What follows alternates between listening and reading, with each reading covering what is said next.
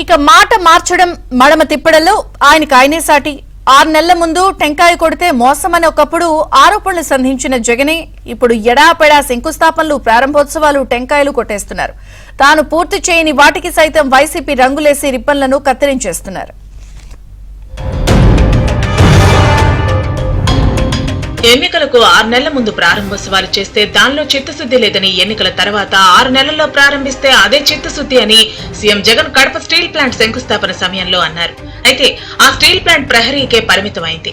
ఆ రోజు సీఎం చెప్పిన మాటలను, ప్రస్తుతం ఆయన చేస్తున్న పనులను రాష్ట్ర ప్రజలు పోల్చి చూసుకుంటున్నారు. ఇదేనా జగన్ ని చిత్తశుద్ది అంటూ ప్రశ్నిస్తున్నారు. నిన్న మొన్నటి వరకు తాడేపల్లి ప్యాలెస్ గేట్లు కూడా దాటని సీఎం జగన్ అద్దెకు తెచ్చిన 2 హెలికాప్టర్లలో సుడిగాలిలో తిరిగేస్తున్నారు.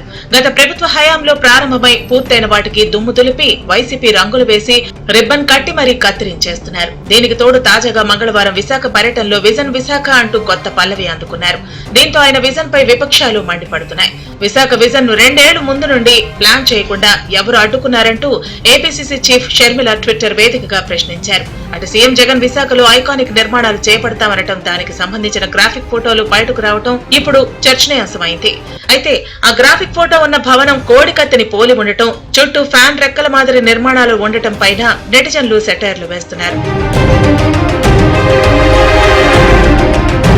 ఇదిలా ఉంటే గడిచిన 4 రోజులుగా సీఎం జగన్ నిర్విరామంగా రాష్ట్రం మొత్తం పర్యటిస్తున్నారు. చాలా చోట్ల ప్రాజెక్టులు పట్టాలెక్కకపోయినా తాత్కాలికంగా వాటిని ఏర్పాటు చేసి మరీ మమ అనిపిస్తున్నారు. తాజాగా కుప్పం నియోజకవర్గానికి సీఎం కృష్ణా జలాలను తీసుకువెళ్లటం, ఇప్పుడు వెలుగొండ 2 సొరంగాల ప్రారంభోత్సవం కూడా అలాంటివే అంటున్నారు. నిజంగా సీఎం చిత్తశుద్దితో చేసిన ప్రారంభోత్సవాలైతే రేపటి నుండి వెలుగొండ కింద నీరు ఇస్తారా అని విపక్ష నేతలు ప్రశ్నిస్తున్నారు. కేవలం టన్నెల్ను ప్రారంభించి అద్భుతాలు జరిగిపోయాయని ఎన్నికల ముందు ప్రచారం చేసుకోవటం మినహా దీనివల్ల ఉపయోగం ఏంటని ప్రశ్నిస్తున్నారు. ముఖ్యంగా వెలుగొండ విషయంలో సీఎం జగన్ ఎవరికో పుట్టిన బిడ్డను తన బిడ్డగా ముద్దాడినట్టు ఉందని అంటున్నారు.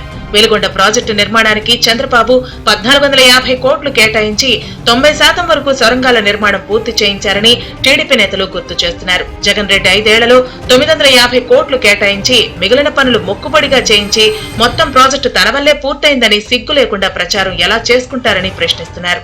మొన్న కుప్పం హంద్రనీవా కాలువ మాదిరే నేడు వెలుగొండ ప్రాజెక్టులో కూడా నీళ్లు లేకుండానే ప్రారంభించడం జగన్ ప్రచార పిచ్చికి నిదర్శనమని అంటున్నారు. నీళ్లు లేని ప్రాజెక్టులకు రిబ్బన్లు కత్తిరించినా నీళ్లెక్కడ తెస్తారంటున్నారు. వెలుగొండ నిర్వాసితులకు ఇవ్వాల్సిన 1500 కోట్ల పరిహారం గురించి చెప్పకుండా ఉత్తుత్తి ప్రారంభోత్సవాలు చేస్తే ఉపయోగం ఏంటని ప్రశ్నిస్తున్నారు.